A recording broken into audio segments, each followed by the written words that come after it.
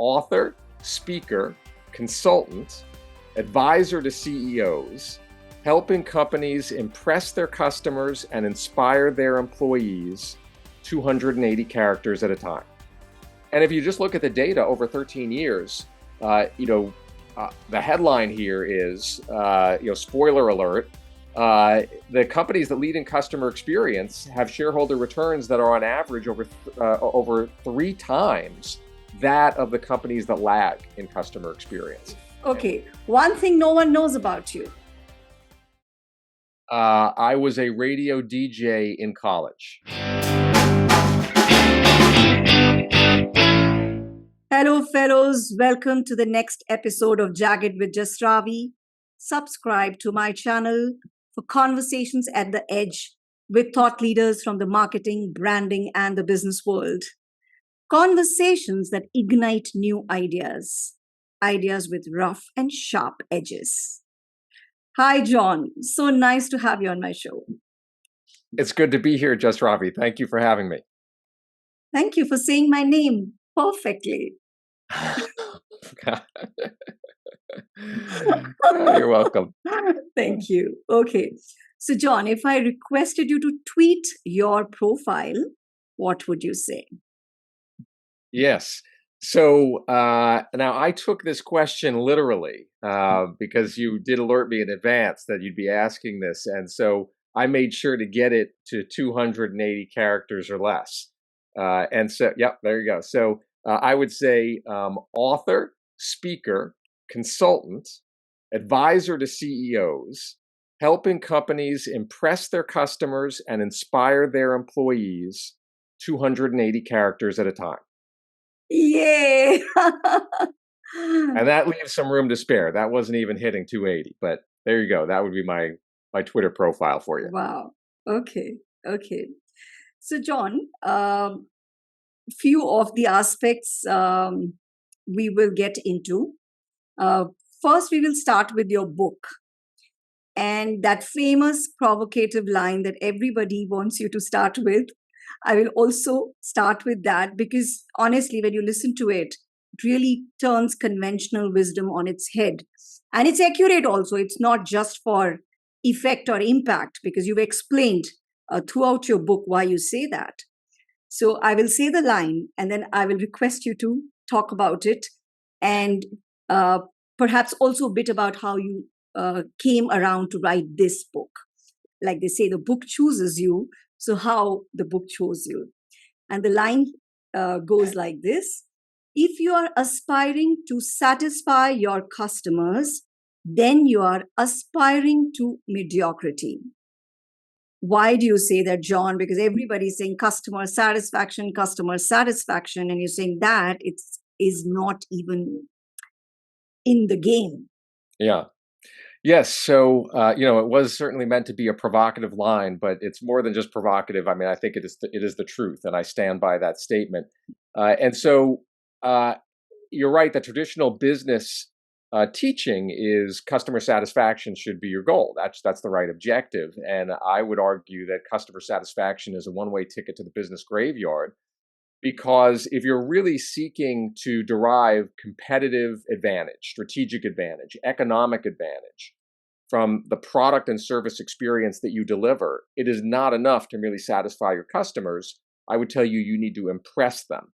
And the reason I say that is because the key here is leaving an indelible impression on the minds of the people that you serve that is going to drive the referral and repurchase behavior that is really the lifeblood of any thriving business. And when you get to that idea of shaping that future behavior, which is based on how people remember the interaction that they had with you, satisfaction just doesn't cut it. Satisfaction doesn't forge those kinds of memories that you're really trying to create. And so you've got to impress people. And that's really when you forge those memories. In answer to your question about why I chose to write the book, and I like the way you describe it, the book chooses the person, almost feels like a Harry Potter sorting hat. And so, the reason that I chose to write this book is because throughout all of my time in business, going back to when I was in corporate roles, and then even when I launched my own company, Watermark Consulting, uh, something that always struck me and saddened me was how companies subject their customers and their employees to so many incivilities. Mm. You think in the customer realm, people who just have to wait hours for, to get a live person on a phone to get assistance, or wandering the aisles of a retail store just looking for some knowledgeable person, who works there that can help them. Getting information from companies in a format that's just incomprehensible. So all kinds of incivilities for the customers, and then from the employee standpoint, you see the incivilities, they're borne out more than ever these days, where you see employee engagement is at new lows, and you've just got employees who are treated poorly by their direct supervisors, by the companies that they work for. Mm. There's a lack of advocacy for them, for their career development, to set them up for success, to equip them with the skills and knowledge that they need to do a good job. And so, I just saw all these incivilities. And what I had always found is that there are so many things that companies and individual leaders can do, simple, straightforward things, many that don't cost anything, that fundamentally improve the quality of the experience that you're delivering to people and take some of those incivilities off of the table. And Mm. my desire was really to get that in print and to put that on paper, because I just think there are so many leaders and entire organizations that can benefit from those techniques. So, John, there is a lot that you've set up the conversation for. Each is a segue, and we're going to get into it. But before that, let's get some definitions out of the way, because customer experience, it's not just one interface, and it's a journey, and it starts even before the sale happens, all of that. But you have a very succinct definition. So please share that. And if you could distinguish a customer service from that, because that is what comes closest typically in conventional understanding. Yeah. So the definition that I propose in my book for customer experience is that you're right. It's short. It's 8 words. So I try to make sure it's easy for people to wrap their heads around. And it's simply this: it's how customers feel about their interactions with you. And Mm. it's 8 words, but let's face it, there's a lot in there. So just to unpack that for a moment, the term customer in that definition is used broadly. Sometimes the customer is an individual consumer, sometimes it's an institution, sometimes the customer is a colleague who's just a few steps down the hall. I'd also argue that even your employees, your staff, they're a type of customer. All the techniques that are really outlined in the book can be applied to any of those constituencies, because those are all bona fide types of customers that play an instrumental role in the success of your business. So that's one word to unpack. The second word I'd unpack is the word feel, how Mm. customers feel about their interactions with you. I like to quote the famed social psychologist Jonathan Haidt. He's a professor at NYU, and he once said that the emotional tail wags the rational dog. And he wasn't saying that relative to customer experience, but I love that quote relative to Mm. customer experience, because people's behaviors in terms of doing business with a company or continuing to do business are largely going to be influenced not by their rational, logical evaluation of the encounter that they have. It's going to be influenced by the emotional resonance, how they feel about that interaction. Mm. And so that's why the word feel is in there. So many companies get obsessed with the mechanics of the experience they're Mm. delivering. They focus on the transaction as opposed to the interaction, and that's to their Mm. demise. So that's why the word feels there. Then the word interactions, how customers feel about their interactions with you. Again, that's used very broadly. That encompasses every live, print, and digital interaction point that people could possibly have when they interact with your business. As you noted, it even begins before people are a customer. The first time somebody sees a mention of your company on social media or sees a billboard or an advertisement, right there, the customer experience has already begun, because they're starting to form impressions about your organization. And so, those are three key words that I would unpack from that definition. Now, you asked about the distinction between customer service and customer experience. And the way I would describe it is customer service is but one part of the customer experience, just like user experience is one part. Mm. Uh, it's not to suggest that it's not a very important part, but it's not the only part because, as we just talked about, the customer experience begins before somebody's even a customer.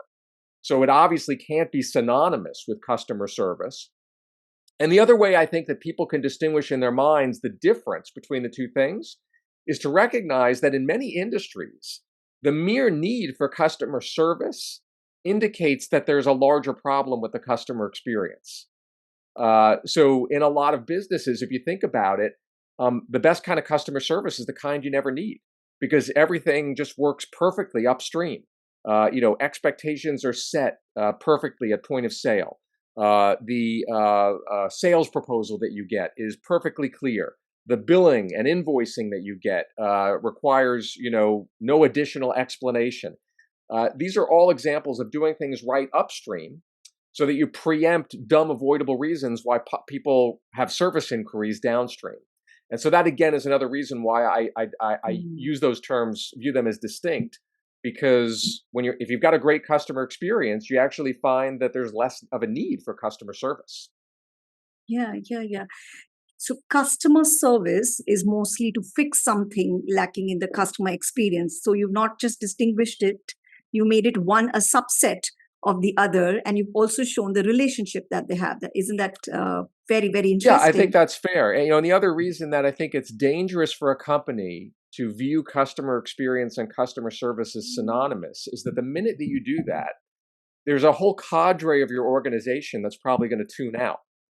Because the minute you start to use the term customer service, for example, people in sales or people in finance or people in manufacturing and engineering, they're going to tune out. They're going to think, oh, customer service. Well, that's not me. Those are the folks in the contact center, that handle the incoming texts or emails and telephone calls.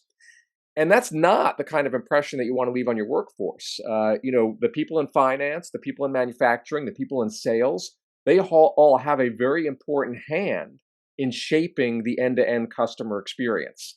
And so that's why I think it's really Hmm. important to make a distinction between those two terms.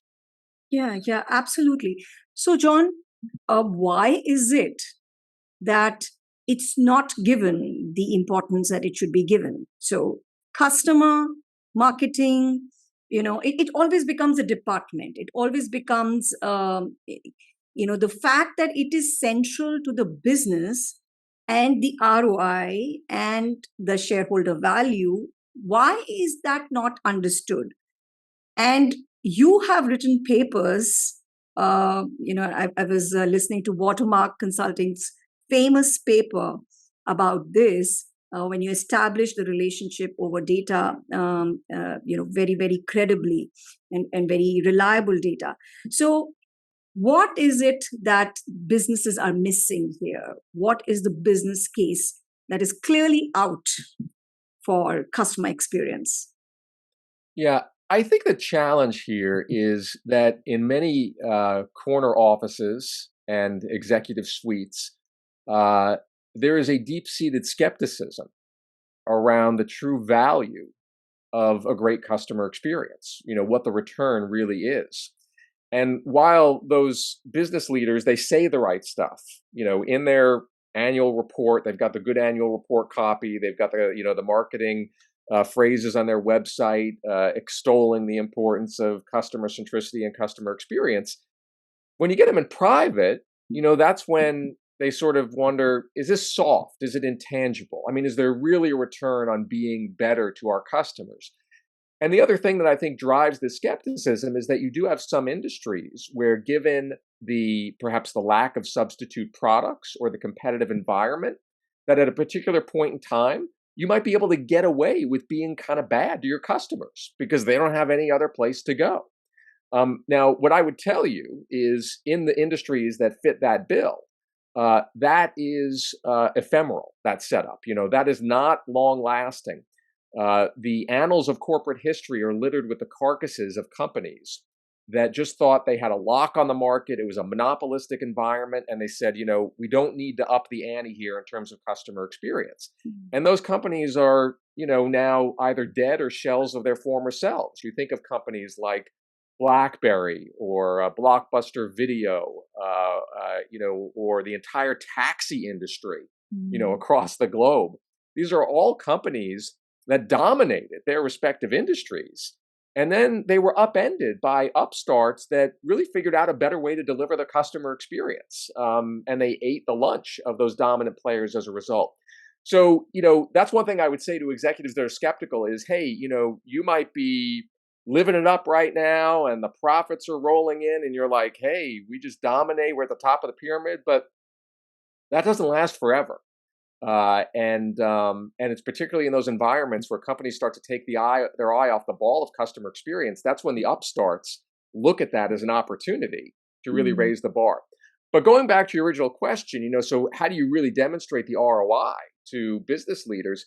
Thank you for referencing the Watermark Consulting study, which is one of the most widely cited analyses of its kind, and one of the first analyses that really demonstrated a connection between the quality of customer experience and shareholder return.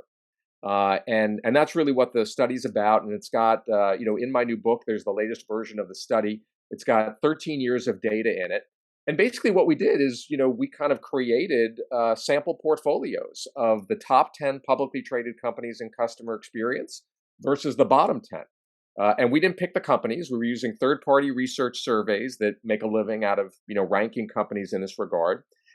And if you just look at the data over 13 years, the headline here is, spoiler alert, the companies that lead in customer experience have shareholder returns that are on average over 3 times that of the companies that lag in customer experience. And when you look at the centerpiece graphic of this study, I mean, it just makes it's just striking, when you see the disparity in performance, not just between the leaders and the laggards in customer experience, but also between the leaders and the market index and the laggards and the market index, because Mm. basically the leaders outperform the market index, the average, and the laggards underperform it. And when I show that graphic to executives who have some skepticism around customer experience, I'm not suggesting that they immediately write a blank check, and they're like, yeah, we'll spend whatever we need. But they do take a step back and suddenly realize that, you know what? There might actually be something here. Mm. This might not be as soft and intangible as I thought. There might actually be a real return here because the economics that are illustrated by that study are really quite compelling. Yeah, yeah. And I really liked how you talked about how any person and the top people can get into the customer's shoes and wear that hat. It's easy if they just make it the focus, and how revealing and illuminating that can be. So we'll come to that later, and we'll come to why that doesn't happen that often. But let's get to the meat, before other things happen, which are the 12 principles. You've talked about customer experience as a perfectly choreographed experience. But we'll start with two of your favorite ones, uh, and then two of my favorite ones. Oh, so you want me to pick two of my favorites? Yeah, if Okay. you We'll have, see if you they're the do. same ones as yours. Okay, I'll make sure Uh, it isn't. so one, I know that your podcast audience, you have a pretty good complement of people that are within the marketing space. And so, one that I thought would be very relevant to that group is the notion of keeping it simple. That's one of the 12 principles. And what that really gets to is the idea that when you subject your customer or your sales prospect to a great deal of mental exertion, a lot of cognitive load, as it's called in psychology, the way our brains are wired, people, they just shut down. Their brains get paralyzed. They just say, this is too hard to think about, walk away. I don't want to deal with it. And when you're a marketer, when you're a salesperson, when you're anywhere dealing with the customer, trying to engage a prospect or an existing customer, that's the last reaction that you want to elicit, is have people just kind of shut down and walk away. And so, one example that I give in the book that I think your marketing audience would find very interesting, it has to do with a study that Yale, Stanford, and the University of Michigan did, where they gave two groups of consumers some marketing material for a product. And the ask of these two groups was basically, is this a product that you'd like to move forward and buy, or not, or do you want to delay your decision? But the interesting thing was that they gave the two groups the marketing material. It said the exact same thing. The content was the same, but one set of material was written in a very difficult to read font, and the other material was written in an easy to read font. And so after they gave the material out to the two groups, gave them some time to read it, they went back and they said, okay, do you want to buy this product? And the folks that got the material in the difficult to read font were 2.5 times more likely to say that no, they didn't want to move forward. They weren't ready to make that purchase decision. And what the researchers concluded was that the complexity of the font itself was being used by people as a cue to inform them of how complex the decision was actually going to be. And so to me, that is a great example of how the horrors of complexity in the customer experience can be very subtle. It can really seep into the experience in very subtle ways. Even something as simple as the font treatment that you use on your website, on your sales proposals, on your marketing materials, that can actually have a very meaningful influence on the likelihood that people are going to engage with your business. And so that's one principle that I really think is pretty neat, the psychology behind it. And I think certainly your marketer audience, would find that intriguing. So that's one. You want me to go on to another one? Yeah. So keep it simple. This whole thing of that behavioral science is today talking a lot about the least resistance, the path of least resistance, that the brain is just going to connect the dots and make sense of it. And it's in great hurry to do that. Keeping it simple and keeping it clear becomes so important for the marketer. Otherwise, the message is not even processed. Now, that is marketing, but you're saying across the experience, they can be put off and it can actually take away, it can be a detractor, it can erode any equity because you're Yeah. making them do extra effort. They don't want to do. The brain refuses. You're alienating your consumer by making it complex where it should not be. Yeah. Yeah. There's a famous American psychologist. His name is Clark Hall, and he talked about the law of less work. And we as human beings, we abide by the law of less work. We like the path of least resistance. And so anytime that you subject the people that you are trying to serve with a great deal of mental exertion, that's it. Game over. They're just going to run for the hills. That's the way that our brains are wired. But yes, you're right that this transcends traditional marketing. It is at every point in the customer experience. If you are subjecting people to a high degree of cognitive effort, it's going to be more likely that they're going to disengage, and they're not going to look. They're not going to look at that experience through a favorable lens. And here's the interesting part, which gets to the memory shaping idea around customer experience, which is a big part of the book, as you know. Experiences that require a high degree of mental exertion are actually more memorable, but not in a good way. So if you subject your customers or your sales prospects to a high cognitive load, what's really bad about that is that not only do you create an experience that they're not going to enjoy in the moment, you create an experience that's going to be seared into their head. It's going to be more memorable to them, and it's actually going to influence their repurchase and referral behavior, but in a negative way, because they're just going to have ingrained in their head, oh yeah, I remember working with that company. That was horrible. They sent me this stuff that was so hard to decipher. Their salespeople spoke in terms I couldn't understand. So that's like the double-edged sword here is it's not only a bad experience in the moment, but you actually remember it better, and it influences your future behaviors, but not in a way that is helpful to the business.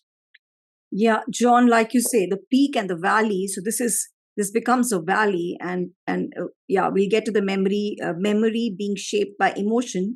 John, could you take an example, because I know there are lots of examples in your book and some on your channel also. One or two examples of a valley because of the cognitive effort getting created? Oh, sure. So, one example I would give you is when people are overwhelmed by choice.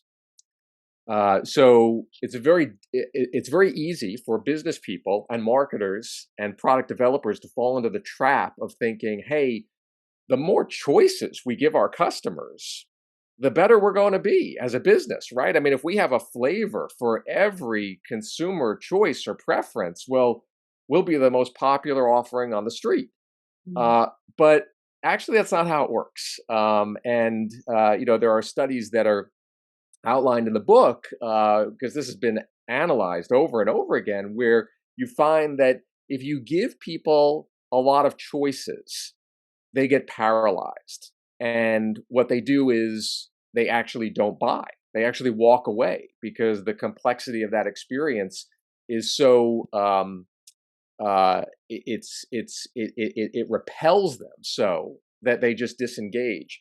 And one example that I describe is with retirement plans here in the U.S. They're called 401ks, and this is where employers allow employees to sort of stash money and invest it in different types of stock or bond funds. And what happened is when this industry first was developed, when those products in the US first came out, uh, companies said, hey, let's put dozens of investment options in our retirement plan.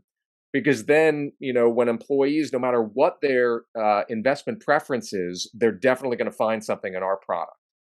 And that's what these retirement plan providers started to do. And then they realized the worst outcome transpired. People didn't sign up for their retirement plans. And when researchers looked at this, what they realized was the sheer volume of choices that were available to people when they were solicited by their human resources department to enroll in their retirement plan. When they got the sheet of paper with just the dozens and dozens of investment choices that they had to decide, where is my money, my contribution going to go, they couldn't make a decision and they just deselected. Mm. And then the worst outcome happened where they didn't even sign up for the retirement plan. So Mm. these days you find that the companies that offer those kinds of retirement plans are very judicious about the number of options that they include. They want Mm. just enough so that people feel like, there is a reasonable amount of choice, but they're Mm. very careful to not put in too many, because the minute you kind of cross that line, you're basically causing your customer to run for the hills because they just can't make sense of all the options available to them. Wonderful example. And John, there's another example you take of how when you are calling a company and the voice message there tells you about the Ah, timing. yes, sure. Yeah, right. So Would you've you you've like? obviously listened to that video. Yeah, that is pretty remarkable. So this is what she's talking about is an 800 line recording that I actually recorded several years ago, with a company that I was doing business with and that I was trying to reach out to. It was a mattress company, and I contacted their 800 line, and I just could not believe it. I could not believe the sheer complexity of the greeting itself, which is the greeting itself. And I'm not even talking about options about where to, go to. It's just actually a greeting that explains their operating hours. And it's over a minute long. And so the amazing thing is that a company not only chose to create such a complex set of operating hours, but that they had the audacity to try to actually articulate it over an 800 line greeting. And so the point that you're making, is very valid. And it gets to this notion that complexity can seep into the customer experience, you know, anywhere in the customer's encounter. So even something as simple as how you pick up the phone and answer it, whether that's an automated greeting, whether it's a live person, at that moment, you actually are starting to set perceptions with your customer about how much effort is going to be involved in that interaction, because it feels very different to the customer if they call that 800, that toll-free line, and the phone, rings and somebody immediately picks it up and with, a clear, confident voice says, "Hi, how can I help you today?" That feels very different than if you dial that toll-free line and you have to sit there and listen to this horrendous 1 minute plus long uh, uh, articulation of all of this stuff that's meaningless to you because you just want to talk to a person and get your problem resolved. And so, yeah, just the greeting on a phone message, that starts to influence people's views about how much effort is going to be involved. And I think as you were saying, John, the consumer, I guess, is correct in inferring that this company is not really focused on my needs because when you really listen, you actually played that recording. It's unbelievable, that we'll be available from this time to this time on Monday and this time to this time on Tuesday, but Wednesday our timings are different, and if you really want to get us on Thursday, then please note down that our timings. So that Right. it's completely me centered. It's like, top down. It's like, I don't Yeah. care. This is when Yeah. I'm Yeah. available. So that seeps through. I mean, if the consumer thinks that this is not the right company for me, it's so true. Yeah, I mean, I you're mean, what? absolutely right. It is an accurate perception. It's not even like it's a misleading perception. It's probably accurate because any company that puts a toll-free, service line greeting out there that sounds like that, any company that does that, as you know, it's what's clear that what it signals is they're completely ignorant about what it feels like to be their customer. That is a company that has a very inward facing view. They are just they're navel gazing. They're looking internally and they're not thinking about uh, what does it actually look like? What are the optics, outside of our office building when people do business with us and when they come across those types of touch points. So it is an accurate perception, and that's why it's very dangerous. Yeah. So when you say, John, that if you're making it effortless and simple, it's not necessarily most engaging consumer experience. Could you elaborate on that? What do you mean by that? Yes. So if you listen to a lot of customer service or customer experience gurus, they will tout the importance of convenience and an effortless experience and making it super easy. And I'm right there with them. I mean, one entire chapter of the book, right, is about the principle making it effortless for your customers. However, it's important to realize that that is not the only way to create a great distinctive experience for your customer. And indeed, depending on the nature of your business and how you define your brand, there are other approaches that might even be more important. And this is why the 12 principles that are described in the book, I talk about how they're universal principles of customer experience design, but they don't necessarily need to be applied universally. Meaning some principles might be more important for some companies versus others, depending on what they're trying to be famous for. And so the example that I talk about, one of the examples I talk about in the book in this regard is Starbucks, which is obviously, renowned for the quality of the experience that they have provided for many years. And back during the Great Recession, 2008, 2009, when Starbucks actually ran into some very difficult times, their stock price, they lost about 50% of their value. They brought Howard Schultz, their first CEO, they brought him back to do a turnaround. And one of the first things that he did, and this goes to the idea of getting out with your customers to really learn from them. One of the first things he did when he came back to the CEO role is he visited Starbucks stores around the world.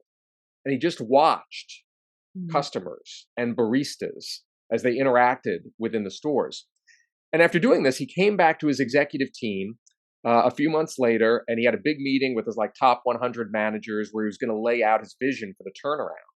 And he had a short list of things that he immediately wanted to do. And one of the things was he told his executive team he wanted to rip out and replace every espresso machine in every Starbucks around the globe at a cost of hundreds of millions of dollars. And so your listeners might be thinking, oh my gosh, he must have tasted the espresso and it must have been awful. But it actually had nothing to do with the taste of the espresso.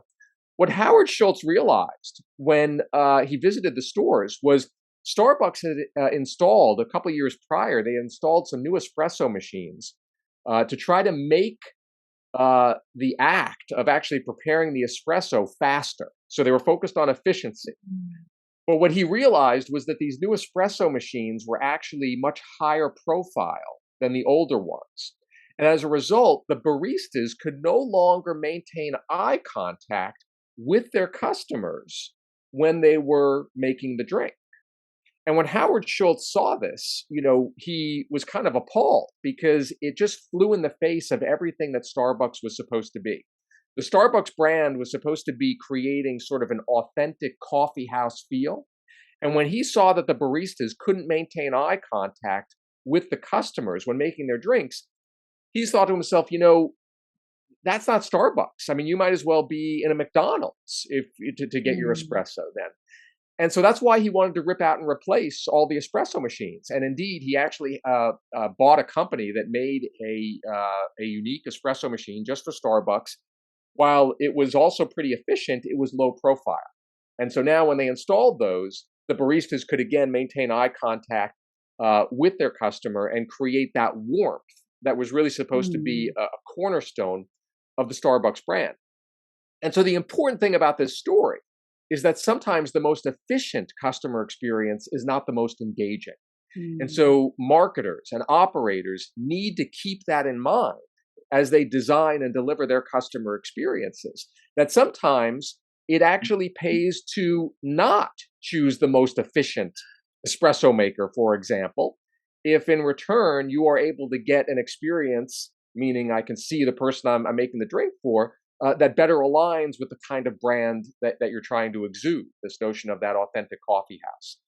And I think it's a really important lesson Mm. for anyone in business because it's so easy to get wrapped up in just efficiency, but efficiency can sometimes be at the detriment of engagement. Yeah, yeah. And like you just said, John, that which principle are you going to choose on? What is your experience going to be about? So here, the emotional connect and make your customer feel special uh, Yes, was what their experience was all about. They'll ask your name, they'll call out your name, and that whole relationship that will get developed, and you'll spend more time there, etc. Was the centerpiece of the experience that they were charging a premium for. right. So, I mean, it was as central, and only the CEO could have taken uh, such a bold stance to understand that they were completely going away from what they wanted to be Yeah. about. And, that I think that's such an excellent point about the courage that Howard Schultz and his executive team that followed him, the courage that they displayed in doing that. I mean, imagine how much it costs to make that change. And we talked about executives who are skeptical about the Mm. ROI of customer experience. I mean, here you've got this CEO that's like, we're going to spend hundreds of millions of dollars to actually, rip out and replace espresso machines that are making espresso that tastes perfectly good. But to me, that's an example of a company that's really walking the talk. You want to look at a company that doesn't just say customer experience is important, but actually aligns its entire operation around that mantra. I think Starbucks is a really good example of that. And what's fascinating is that their story is still being written, right? I mean, your listeners, if they're reading the news, they know Starbucks is back in a position where they're trying to reinvent themselves again. And they brought Howard Schultz back in again. I think this is his third time being brought back to engineer a turnaround of the company. And John, I'd add to that he's got the fundamentals right when he takes out time from his schedule and prioritizes Yeah, uh, participatory observations and understanding what does the consumer want when he comes for coffee. It's not just coffee. What is the need state that I'm fulfilling? And I think here we are getting to the relevance that's right. Yep, very of good. this thing. So I love that, because I mean every brief, mostly brand communication brief, is about relevance and distinctiveness. Well, fine, but when you talk about consumer experience, shaping that experience as relevant is a whole lot more work and whole lot more beneficial to the company.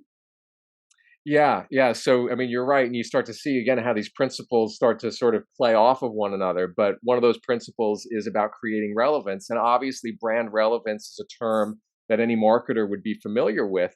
What's a little bit different, I would say, is the notion that it's not enough to merely create brand relevance from a marketing standpoint. You have to make sure that whatever it is you're putting in this where you're putting the stake in the ground to say, this is what's relevant, this is how we're defining our brand. You got to make sure that's carried through to the operation of the business. As I always like to say, you can't market your way to a great customer experience. You could get out there Hmm. and articulate this beautiful brand vision that's super relevant for your target market, and you might have catchy taglines and Super Bowl ads and great marketing materials. But if the reality diverges from how that brand is defined, from an advertising and marketing standpoint, then that's it. That's the end of the game, because ultimately the consumer's perceptions and their reactions are not going to hinge on the branding of the experience, of the product, of the service. It's going to hinge on their actual encounter with it. And so if the encounter is not what was promised through the branding, it's the encounter that's going to control. That's what's going to trump everything else. And so, yeah, I think it is really important to understand what's relevant to your target market, but you got to make sure that once you put your finger on that not only are you orienting your branding around that concept, but you're making sure that you're working with your counterparts in the ops area to make sure that when the experience is actually delivered, that it aligns with that desired branding. Yeah. Which is the other principle you want to talk about? All right. So Yeah. the Yeah. one I always like to talk about is called giving the perception of control. Hmm. And the reason that I like this one is because it costs like nothing to implement, yet it has a hugely material influence on the quality of the experience, Hmm. and people's perceptions around that experience. And the way this one works, again, this is grounded in psychology. We as human beings, we like to have what's called direct behavioral control. We like to have our hands on the steering wheel. We're driving.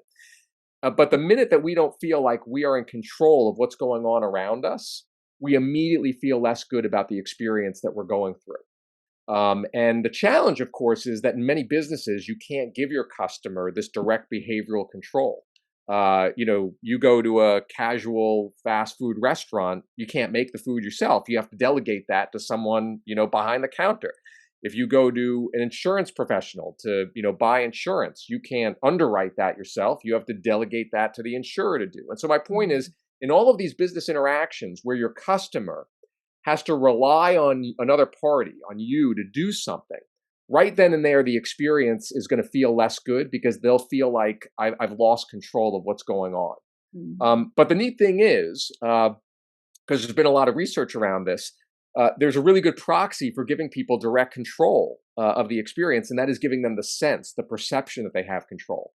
And if you give them that, people will immediately feel better about the experience, even if you don't improve the underlying experience at all.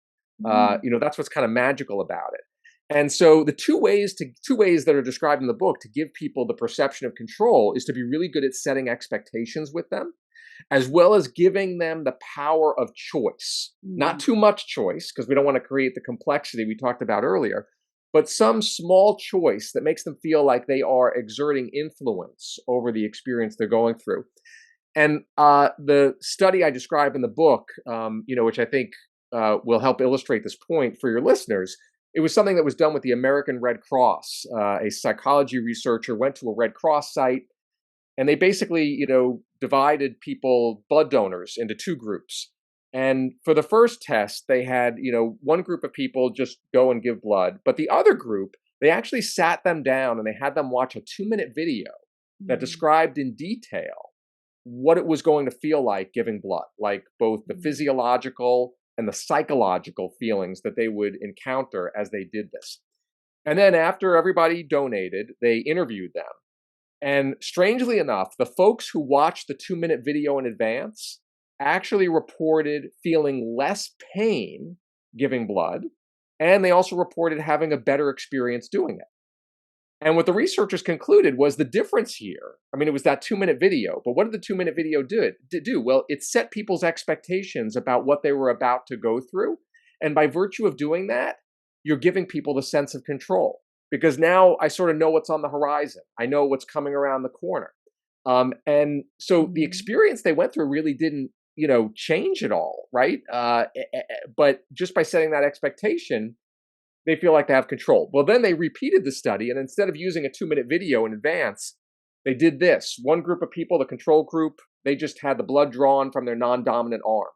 The other group, though, the person who was taking the blood, the phlebotomist, they asked the blood donor, which arm do you want me to take blood from?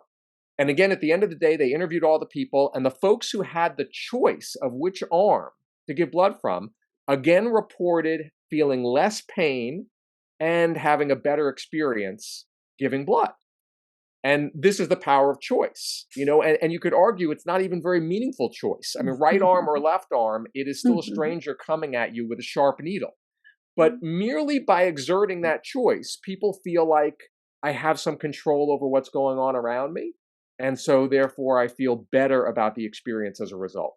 So that's the perception of control. Really powerful principle, and it costs practically nothing to use. John, as you were talking about it, I also felt its power, perhaps, at least in the examples that you took, also lies in the fact that there is a lot of empathy at work. You kind of, that whole respect that this is a new and different experience. For Yeah, example, the blood donation, and you're right. likely to feel ABC. And how do I build a narrative, a context for you such that you are mentally prepared? You Yeah, know. I think you're right. I think that it is a demonstration of empathy. And really, if you think about it, in any business interaction where you don't do a good job setting expectations with your customer, uh, that really signals a disregard for them. It is a lack of empathy, right? It's almost the implied message is, you know what? I don't care about you. I'm going to do this process however I want. I'm not going to set any expectation with you. You're just going to have to, suck it up and deal with it. It is what it is. And so, yeah, whenever you set an expectation with people, I think you are telegraphing empathy. You're saying, hey, I know you've never perhaps been through this experience before. It's important for me to make sure you understand what's going to happen because I value you, as an individual, not just as another revenue source. So yeah, I think you're right. That is an important part of it.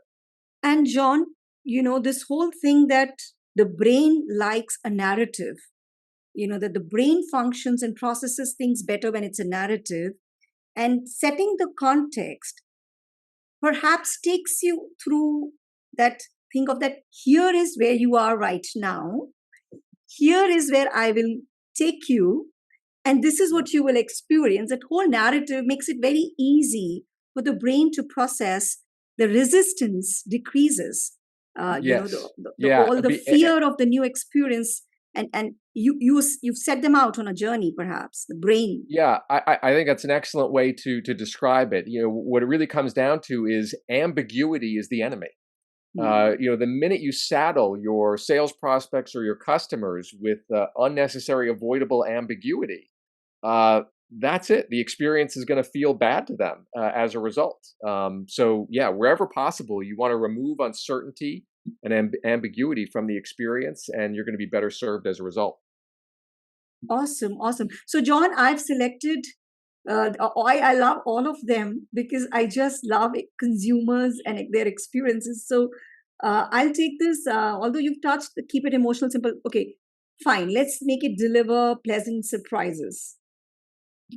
The unexpected extra. Okay, that's your choice. You're going to go with. I feel like we're on a game show here. Okay, one So second. Let me take the chit out. Yeah, that's what it says. so deliver pleasant surprises gets to the notion that if you view this as a memory making exercise, the notion of creating a great customer experience, when we encounter something that is inherently surprising, that deviates from our script of how things are supposed to go in that particular type of interaction, uh, what happens is our brain really freezes on it for a moment. Mm. If you've ever witnessed somebody enter a room where there's a surprise party for them, right? What do you see when people walk into a room where it's a surprise birthday party and all their friends and family are gathered around? And the minute they walk through that door and they see everybody there yelling surprise, what happens? That person freezes, like they physically freeze, right? And their mouth opens up like, and there's a physiological reason why that occurs. It is because their brain at that moment, when faced with that surprise, their brain just, in order to process it, it freezes everything else that's going on just to focus on interpreting what's happening in front of them. Mm. And because your brain is channeling so much energy, just focusing on that one episode right there, it actually forges better long-term memories.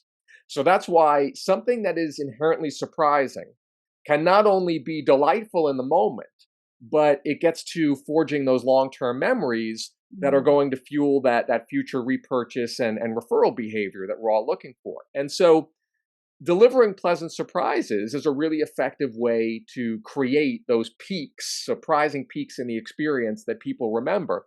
Now, one thing I want to be clear about, as I say in the book, you got to make sure you're delivering on the fundamentals of the experience consistently before you start to get clever and throw in some, pleasant surprises to create these other peaks. No matter what kind of surprise you throw in, if the basics are just not being honored, if the product or service just doesn't operate the way it should, it doesn't matter what kind of pleasant surprises you throw in. But and the example that I'll give you, that I talk about in the book, one of the examples is with Pret a Manger, which is the sort of fast casual restaurant chain that's done very, very well. And one of the things that they're kind of famous for is they've got this program where they empower the people on their front line to actually give away for free a certain number of drinks and meals to their customers.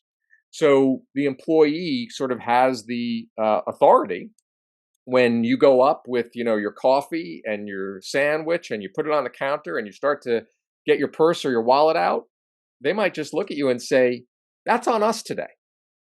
Mm. And Pret a Manger estimates that I think it's about a quarter of their customers, they think, have at one time or another actually experienced this, where they've had their meal or their drink paid for.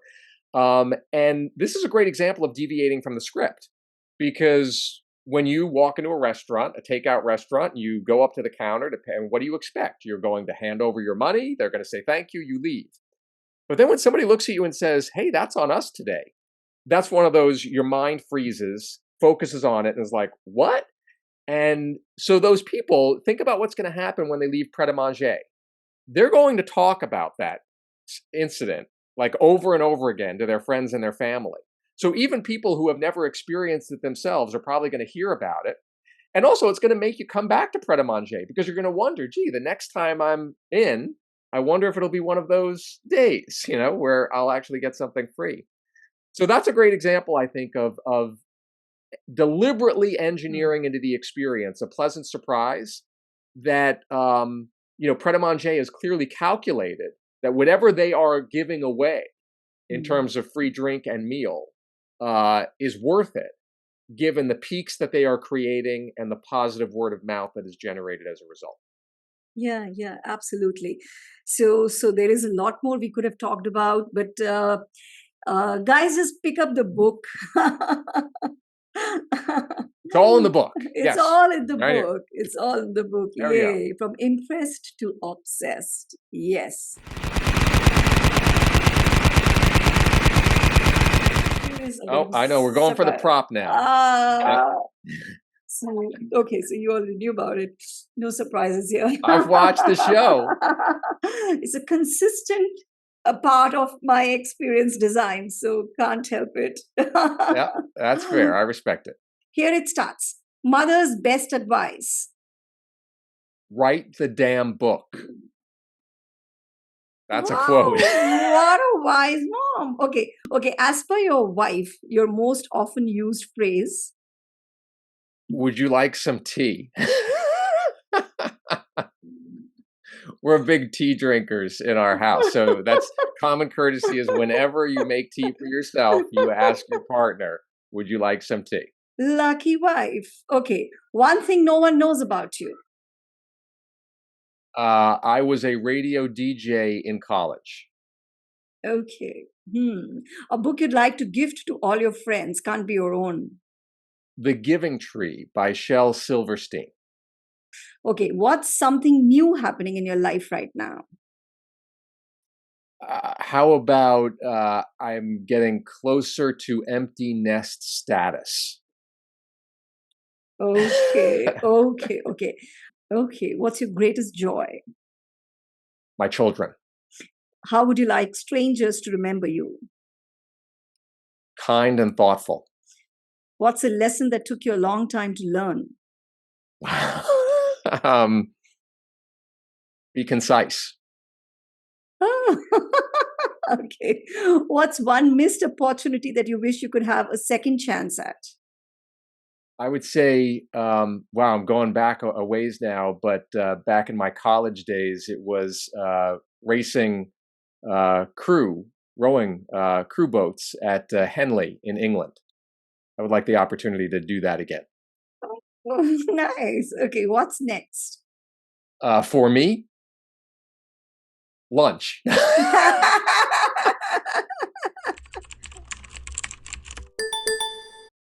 So, John, I'd request you to share your online addresses, emails. How can people reach you? And Sure. yeah. So, the best place to go is to my website, which is johnpicoult.com. That's JONPICOULT.com. From there, you can actually get to my speaker website, to my consulting firm's website, and to the book's website if you're interested in the book. And if you just want to go right to the book, it's got its own URL, and that is impressed2obsessed.com. That's impressed, the number 2, obsessed.com. And then on social media, you can find me at John Pico on Twitter and Instagram. Awesome.